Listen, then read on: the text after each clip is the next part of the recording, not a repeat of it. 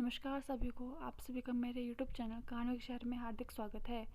हमारी आज की कथा है शिव गौरा का विवाह। बात उस समय की है जब माता सती ने पार्वती के रूप में पर्वतराज हिमाचल के घर में जन्म लिया था। इसके पीछे भी कथा है कि एक बार पर्वतराज हिमालय तथा उनकी पत्नी मैना ने माँ भवानी की कठोर तपस्या की थी। उनकी तपस्या से प्रसन्न होकर माता जगदम्बा ने उन्हें दर्शन दिए और वर मांगने को कहा। तो हिमालय तथा उनकी पत्नी मैना ने उन्हें को अपनी पुत्री के रूप में जन्म लेने का आशीर्वाद मांगा।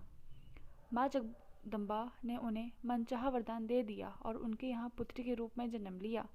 पार्वती का बालकाल की अवस्था से ही शिवजी के प्रति अनुराग था। वे प्रतिदिन उनकी पूजा पाठ किया करती थी।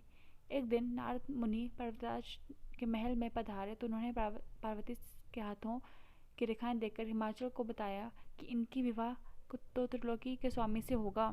जब पार्वती विवाह योग्य हो गई तो उन्होंने अपने माता पिता से भगवान शिव से विवाह करने की इच्छा प्रकट कर दी।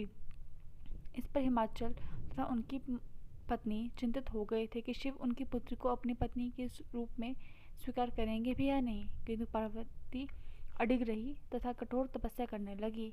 उनकी कठिन तपस्या से प्रसन्न होकर बाबा आशुतोष ने उन्हें मनवांछित आशीर्वाद दे दिया और हिमाचल से विवाह की तैयारी करने को कहा। सभी बड़े प्रसन्न हुए और विवाह की तैयारियां प्रारंभ कर दी।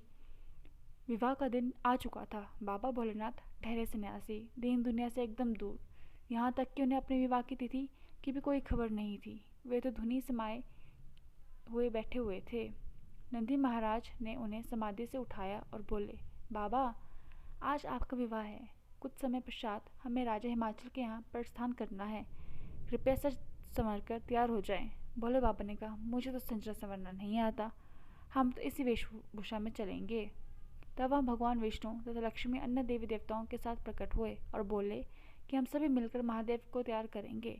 सभी ने मिलकर महादेव बाबा को श्रृंगार किया, हल्दी तथा चंदन लगाकर दूध से स्नान कराया। इसके पश्चात माता लक्ष्मी तथा सरस्वती ने उनकी आंखों में काजल लगाया तथा श्री विष्णु तथा ब्रह्मा जी ने तिलक लगाकर आरती उतारी। अब समस्या यह है कि सांप उनके गले में उतरने का नाम नहीं ले रहा था। वे बोले कि हम कहाँ जाएंगे? तो शिवजी ने कहा कि तुम पुष्पों के हार का रूप धर लो। ऐसे ही हुआ। भयंकर विषधारियों ने सुंदर सुंदर पुष्पों की मालाओं का रूप धर लिया। सभी ने शिवजी का ऐसा श्रृंगार किया कि उनके सामने करोड़ों कामदेवों की चमक भी फीकी लग रही थी। अब नंदी जी पर सवार होकर शिवजी चल दिए माता गौरा को बिहाने। शिवजी पशुपति हैं, जगत के चर अचर जीवी के स्वामी हैं। तो उनको से सब ज्ञात हुआ कि आज तो हमारे आराध्य का विवाह है। तो समस्त जीव जंतु, भूत प्रेत, डाकिनी शाकिनी तथा भैरव आदि पहुंच गए शिवजी के बारात में शामिल होने। भोलेनाथ तो निराले हैं, उनकी सेना और भी निराली। किसी के हाथ पैर नहीं तो किसी के अनगिनत हाथ पैर, किसी का सिर नहीं तो किसी के बहुत सारे सिर। अजीब अजीब सी वेशभूषा धारण किए जब सभी उस बारात में शामिल हुए तो बारात का ढंग ही बदल दिया। कोई तरह तरह के वाद्य बजा रहा था तो कोई अजीब तरह से नाच रहा था। कोई ढोल नगाड़े बजा रहा था तो कोई भंग पिए हुए थे तो किसी ने शमशान की भस्म तथा कपाल धारण किया हुआ था। सभी बाराती नाचते गाते सबसे आगे चल रहे थे। उधर पर्वतराज हिमाचल ने पूरी नगरी को बड़े बड़े द्वारों से सजवाया था। स्थान स्थान पर खाने पीने के स्वादिष्ट व्यंजन रखे थे। साथ ही पूरे महल को हीरे मोतियों से सजवाकर तैयार किया गया था। उसके बाद हुआ कि जब बारात हिमाचल के यहाँ पहुँचने वाली थी तो वहाँ के नागरिक तथा बच्चे इकट्ठा हो गए थे। कुछ बच्चे उत्सुकता के कारण नगर के प्रवेश द्वार तक पहुँच गए थे, किंतु जब उन्होंने भूतों की टोली को नाचते हुए देखा तो वे सब के सब घबराकर वापस आ गए। और फिर कुछ देर बाद वहाँ भगदड़ मच गई। बच्चे तो जाकर अपने घरों में दुबक गए। जब घर वालों ने डरने का कारण पूछा तो कुछ बता ही नहीं पाए।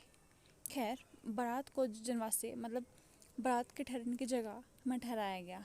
जब जिन्हें बारातियों को आगमन पर नाचना या करवाना था वे डर के मारे जनवासों में आ ही नहीं रहे थे। किसी तरह अपने डर पर काबू करके उन्होंने बारातियों को नाश्ता करवाया। सभी बारातियों को एक पंगत में बैठाया गया। ऐसे ही एक मज़ेदार किस्सा है। दो व्यक्ति भोजन के लिए पत्ते लगा रहे थे।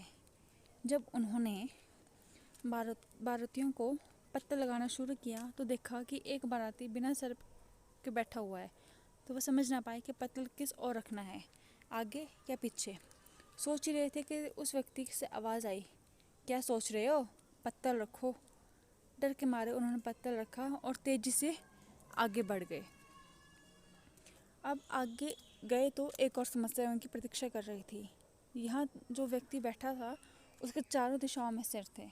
एक ने दूसरे से पूछा, इन महाशय का पत्तल कहाँ रखना है।